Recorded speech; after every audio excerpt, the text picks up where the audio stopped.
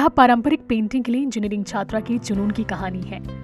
वे नरम पत्थरों, fuse bulb, रद्दी बोतलों पर रंग और ब्रश का उपयोग करके आकर्षक पेंटिंग बनाती है। विशेष रूप से भगवान श्री जगन्नाथ के प्रति उनकी भक्ति और प्रेम को उन्होंने भगवान के विभिन्न स्वरूपों के आकर्षक चित्र बनाकर प्रदर्शित किया है।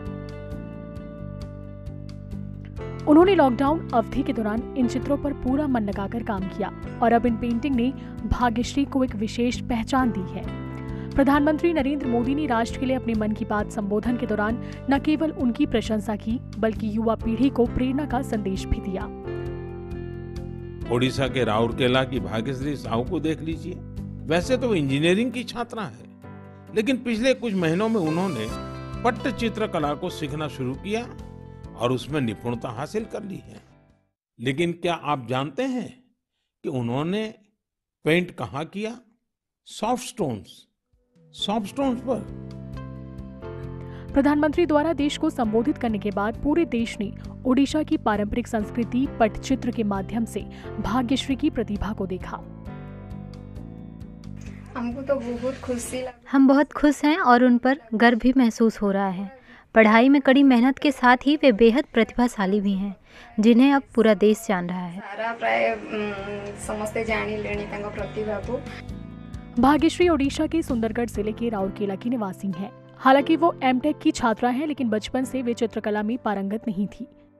एक बार जब वे अपने परिवार के साथ पुरी जिले के रघुराजपुर गांव में गई, जिसे पट्टचित्र का जन्म स्थान माना जाता है, तो वे इन चित्रों से बहुत प्रभावित हुई।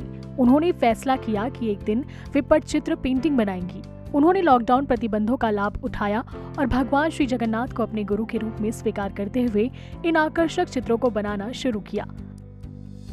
उनकी कलात्मक कृतियां सोशल मीडिया पर बहुत लोकप्रिय हैं। लोगों की बढ़ती मांग को देखते हुए उन्होंने अपनी पट्टचित्र कलाकृतियों को ऑनलाइन बेचना शुरू कर दिया है। मैंने कभी किसी से पेंटिंग नहीं सीखी। बचपन से मेरा यही जुनून था। मैंने कुछ समय इसे करने में बिताया। बाद में जब मुझे पट्टचित्र के बारे में पता चला तो मैंने सोचा कि इसे भी किसी दिन आजमाया जाए। लॉकडाउन अवधि के दौरान जब मेरे पास काफी समय बचा था, तब मैंने अपना ध्यान उस पर दिया। जब मेरा पट्टचित्र प्रधानमंत्री नरेंद्र मोदी के पास पहुंचा और उन्होंने मेरा नाम मन की बात में लिया, तब मुझे अलग अलग लोगों से काफी प्रशंसा भी मिली है। मैं इसके लिए मोदी जी को धन्यवाद और शुभकामनाएं देती हूँ। एक बोतल पर पट्टचित्र बनाने में भाग्यश्री को लगभग 8 घंटे लगते हैं, जबकि उनका पूरा परिवार उनके प्रयास में अपना पूरा सहयोग देता है। वे अपने काम में बहुत सावधानी बरतती हैं। भाग्यश्री का कहना है कि किसी को कुछ नया करने के लिए समय नहीं देना पड़ता है। यह सब अपने आप समायोजित हो जाता है। नॉर्मल एक्रिलिक कलर विशेष रूप से मैं अपने पट्टचित्र में एक्रिलिक रंग का उपयोग करती हूँ। इसमें पारंपरिक रूप से प्राकृतिक रंगों का उपयोग किया जाता है, लेकिन मैं इसे स्थायी बनाने के लिए अपने चित्रों में वार्निश का उपयोग करती हूँ। सूखने में थोड़ा समय लगता है, लेकिन ये फीका नहीं पड़ता। बचपन से मुझे अपने जुनून के लिए बहुत समर्थन मिला है। आपकी पढ़ाई के साथ साथ पाठ्येतर गतिविधियों में थोड़ा सा योगदान आवश्यक है।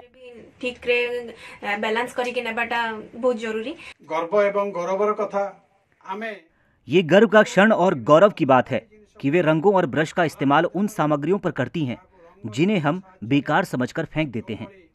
हमें उम्मीद है उनकी आकर्षक रचना को न केवल देश में बल्कि पूरी दुनिया में एक विशेष पहचान मिलेगी। समग्र विश्व रे परिचित करेबे आमर यह आशा।